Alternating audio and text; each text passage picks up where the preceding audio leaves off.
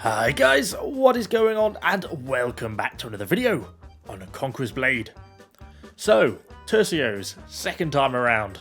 If you remember, last time I did a video on these a few weeks ago. Typically I prepared the video, and of course they did a rework on the day that I released it. So we really need to come back and actually see what has actually changed for their second rework. Because I've actually changed a little bit, although fundamentally they're still the same unit. This is one of the few units I actually use a unit skin on. I don't know why, it just seems like a little bit of a hark back to the Sea Stag Death Dealers, the worst unit in the game, and so therefore I kind of quite like this little outfit in the little sort of Spanish conquistador's hat. But anyway, what they actually changed is they've added a few different abilities. Specifically, they've added this Fusillade, which effectively is a very short burst fire. In which they basically put like 5 shots worth of damage out in sort of like a second, which makes it very damaging. But as soon as you do that, it means they auto switch to melee mode, and you're basically stuck on a 5-second cooldown. So it's got to be something that you time very carefully. When you're in melee mode, you basically do get the option of this Dashing Blades, which is like a little bit of a melee ability. You know, it's not terrible, but realistically, you still run into the same problems, which is that the unit just isn't that good in melee. You know, if it's just a couple of stray units that manage to reach the unit and you use your rapid fire and there's just a couple left, yeah, fine, they'll deal with that. But really, anything much starts to actually get to them, you're going to be taking losses. And given the leadership cost of the unit, it's really not worth it. So this is really, if you're using this Dashing Blades ability, things have gone badly. It's not really all that good. Now, the Fusillade, I find, has 2 uses. Cavalry and heroes. So, heroes first. If you get a lone hero running towards your unit or trying to get to your unit, or sometimes if an enemy hero is leading him and his unit to you, but he's stood too far in front of his unit, you can Fusillade and it'll basically insta-kill them. And it is quite effective, because they're putting out quite a lot of damage. They hit hard. Their piercing AP of 3700 and piercing damage 2700 is no joke. It will do a lot of damage very quickly. So that means they can sort of insta-kill heroes so long as they can hit, particularly if the hero is sort of running in a straight line towards your unit. Then it works really quite nicely. The other way I find that they work quite well is against cavalry. So sometimes you'll just be in the wrong place at the wrong time. You got caught out and you've got cavalry coming towards you. It's going to suck. There's no real way around that. But if you want to get as much damage out as you can in a very short period of time, I quite like using Fusillade just before the cavalry hits. Then I'm using a poleaxe, so I do have Lock Up a Strike, which gives me some cavalry stunning ability. So I will try and stop the remaining cavalry with my hero. Then I'll Fusillade, and then the unit will obviously go into melee. Sometimes you can get away with it if the cavalry is glumped up. You can almost wipe a stack of cavalry. A lot of the time they'll still get to you, but you can actually take a lot more of them with you than you otherwise would. And interestingly, you can switch from melee back to range mode even after you are dead as a hero. It's the only one I've noticed that you've been able to do it as. You can't do any abilities, but you can actually switch back to ranged mode, so you don't have to worry about them being stuck in melee after you've died. Elsewise, veterancy line-wise, I've gone along the top line. It's just the classic Tercio line. I've not actually really changed anything else about that. Some rate of fire stuff, all the usual stuff. Nothing else really radically different about them in that sense. In terms of doctrine-wise, going for that extra accuracy, they're really quite an accurate unit. Actually labels them really now with the accuracy, but they got a couple of patches back as well, and this increased range accuracy. They can hit quite far out. On top of that, increased damage against heavy shields and pavese. It's probably not as useful as it used to be. Stalwarts really aren't that meta anymore. Imperial shields recently got a buff, but we're not actually seeing that many of them entering the battlefield. So realistically, probably of limited usefulness, but still kind of nice to have when you get to shoot for these. Always satisfying. The rate of fire, of course. Everyone wants to be able to shoot faster. A little bit of extra damage to units, and of course a little bit of extra health just to keep the unit that little bit more tanky. But anyway, I think we've probably waffled on more than long enough. Let's grab our tercios, get into a fight, and see what we can do with these guys once we start blasting some people with these muskets. I want to kick things off with a fairly tough clip on Sun City. One of the hardest A defences that I've ever seen on this map. Normally, the enemy team capitulates fairly easy on A because it's a fairly tough point to hold because you've got siege towers either side of the point. But things initially start going well. Start clearing up a point off, pushing up, trying to be aggressive with the tercios. And that tends to be how I play them. That's how I played them pre-buff and how I play them now. I tend to use them as a close ranged unit rather than using them at any sort of distance. I just push them up as close as I dare. They are quite tanky. If there's any stray arrows or, the odd guy gets to them, it doesn't really matter. The most annoying thing is that it auto-aggroes them into blimmin' melee mode if an enemy unit touches them. Now, at this point, I'm starting to think I'm a bit nervous. You can see I'm checking behind, I'm checking in front, because we've got enemies in front, and we've also got these grey hairs behind. And that's why I turn my attention here on these grey hairs. Tercios, at the moment, are merrily sort of blasting away, trying to keep an eye on both units, and I decide that really we need to clear one side out definitively, and that the easiest way of doing this is to take rid of these grey hairs. So we're just continually shooting at them. I push the tercios closer just for maximum hit, maximum damage. Use a little bit of my fusillade just to grab the hero kill there because he was trying to get away. And when you press that fusillade, that's basically that insta-kill. And then obviously, 5 seconds later, they're back to shooting again. And I'm a little bit more comfortable now because that means I've not got anything on the other side. So I can fight a little bit happier. But the battle continues.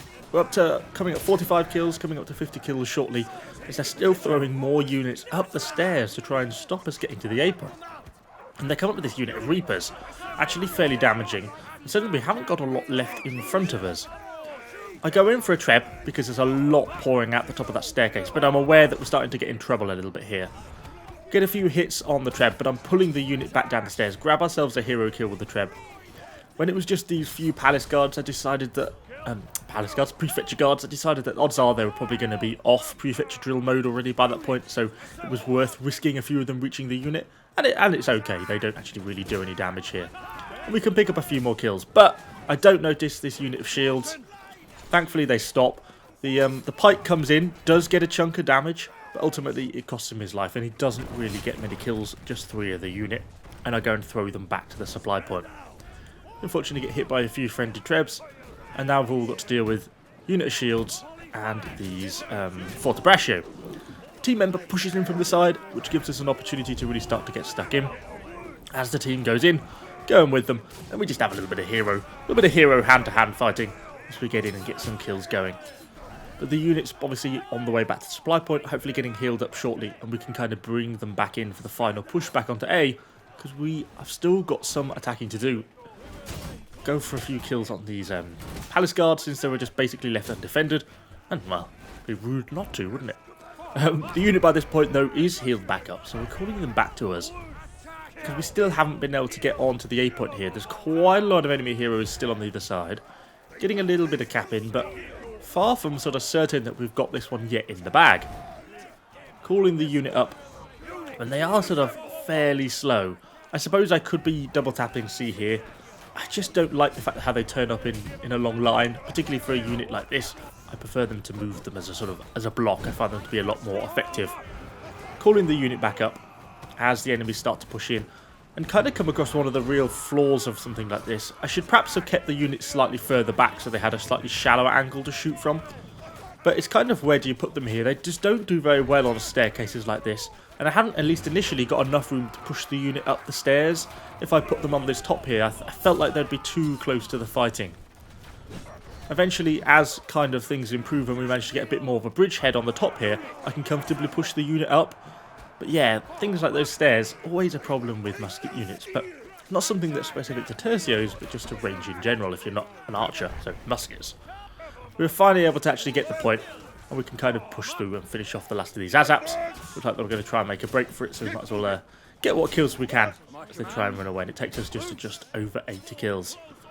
And yeah, that really sums up how I like to use the Tercios in these really sort of aggressive pushes in this way, and how they can be used at quite close range fighting, and they can rack up quite a lot of damage in quite a short period of time.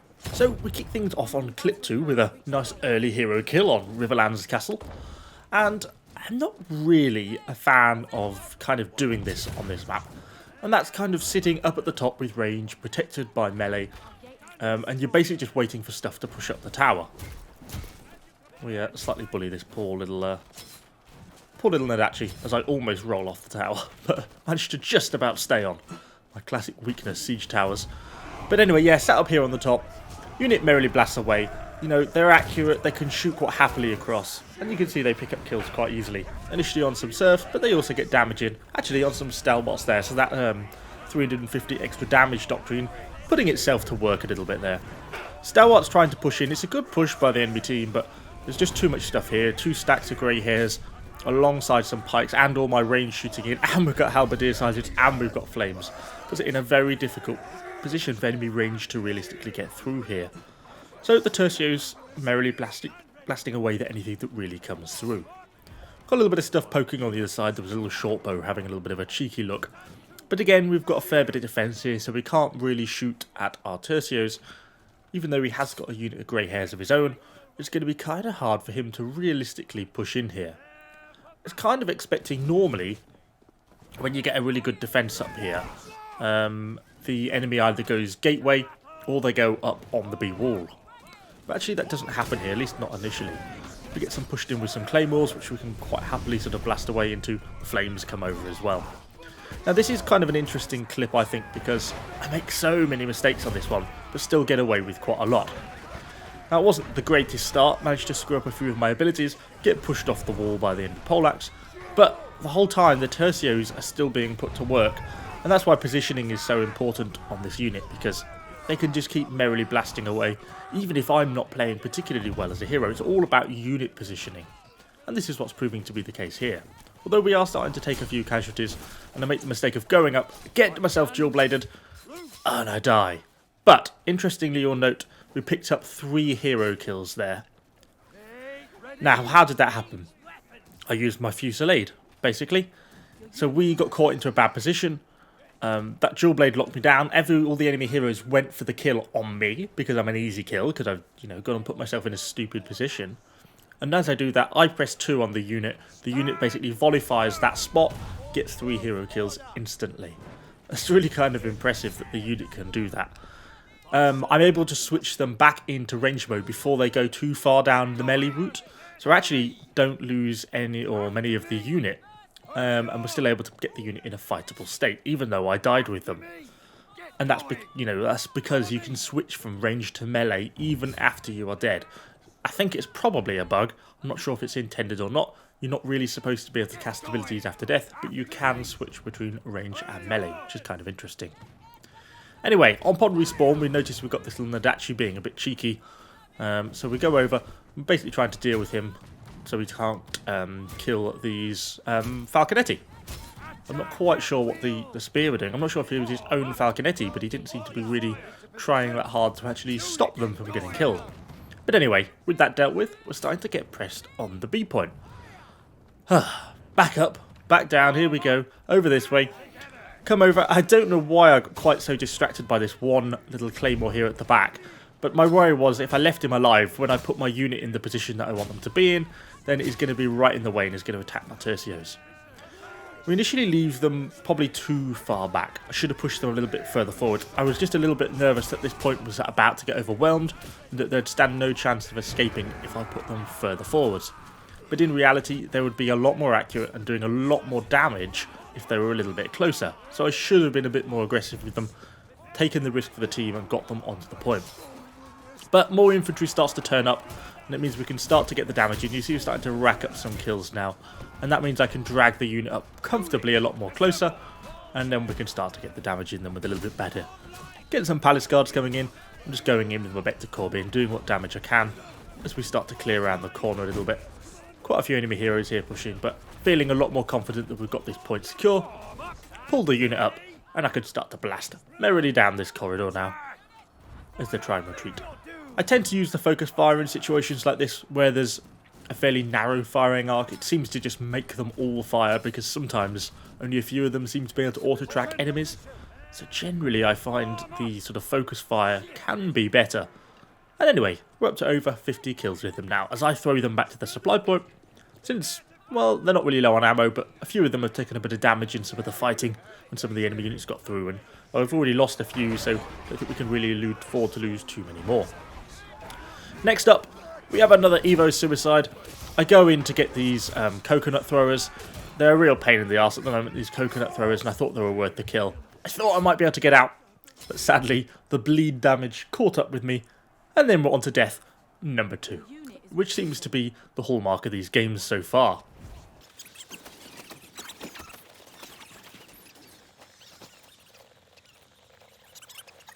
So, about to respawn.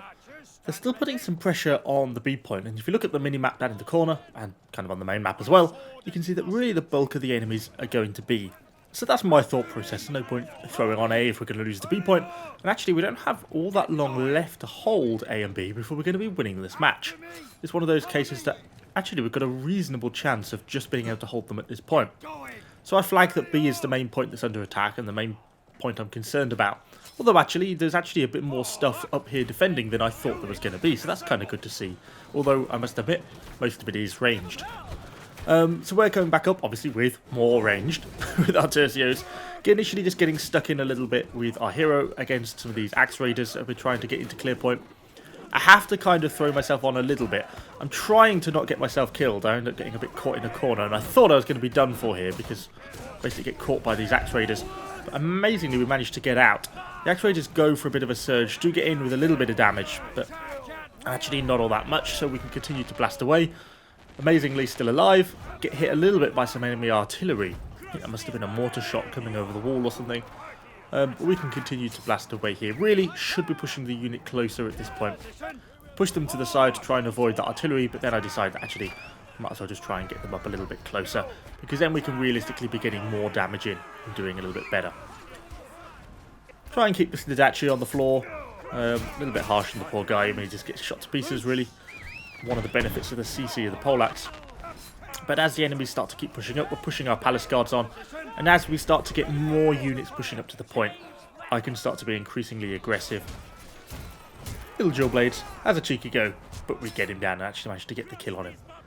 Push the unit up so we can start to shoot back down this alleyway. And it's just an alleyway full of enemy ranged units, and it's just easy kills. The Tercios in this situation, you know, they can one-shot most enemy ranged, and we can pick up kills really rather easily in this sort of situation. And we can just merrily blast away. And another hero kill, and another hero kill, and my third death, as I go face to face with a unit of Imperial Archers. I did say this was not the perfect game. We made quite a few mistakes, but it does show what the Tercios can do.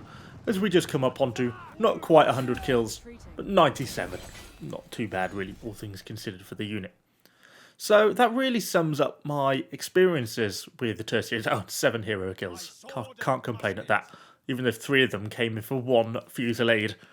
The hero killing ability is really nice. It does give them a little bit more flexibility, but it does take a little bit of getting used to on that fusillade. Just don't think it's not just a damage ability. It's the same amount of damage over time, you're just putting in a cooldown. So it's really about timing that ability that is important, because using that fusillade at the wrong time will cost you the unit. And it's not always a bonus. It's not something that you should just be spamming as soon as it comes off of cooldown. Anyway, hopefully you've enjoyed the video. If you did, let me know what you think in the comments down below. And of course, subscribe to the channel for lots more Conqueror's Blade content. Thanks for watching, guys, and I shall see you all on the next one.